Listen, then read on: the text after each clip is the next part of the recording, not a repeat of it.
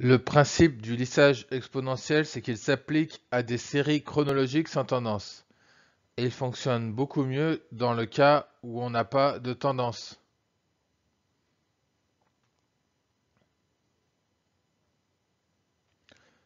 Le lissage exponentiel sera moins adapté dans le cas d'une demande qui évolue de manière tendancielle.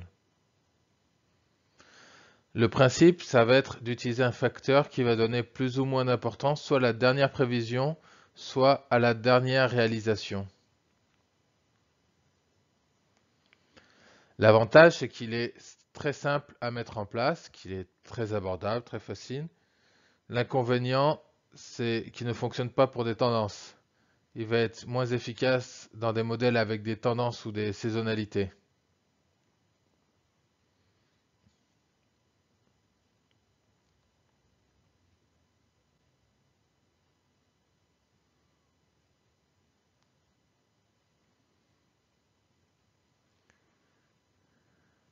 La prévision de la période que l'on cherche à calculer va être égale à la dernière vente qu'on multiplie par un facteur donné, plus la prévision précédente qu'on multiplie par le complément, c'est-à-dire 1 moins alpha. Donc on utilise un facteur alpha qui est compris entre 0 et 1.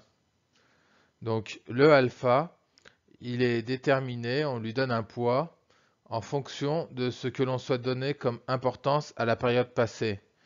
Donc plus le alpha va être proche de 0, plus on va donner d'importance, de crédibilité à la prévision de la période précédente, plus le alpha va se rapprocher de 1, et plus on va apporter de la crédibilité à la dernière vente réalisée. Donc, ce alpha, il faut l'expérimenter dans une entreprise. Peut-être dans certains cas, on a intérêt à avoir un alpha plus élevé. Dans d'autres cas, il nous faut un alpha plus faible. Et dans le cas d'une demande très stable, où on n'a pas de variation particulière, le alpha aura tendance à se rapprocher de 0.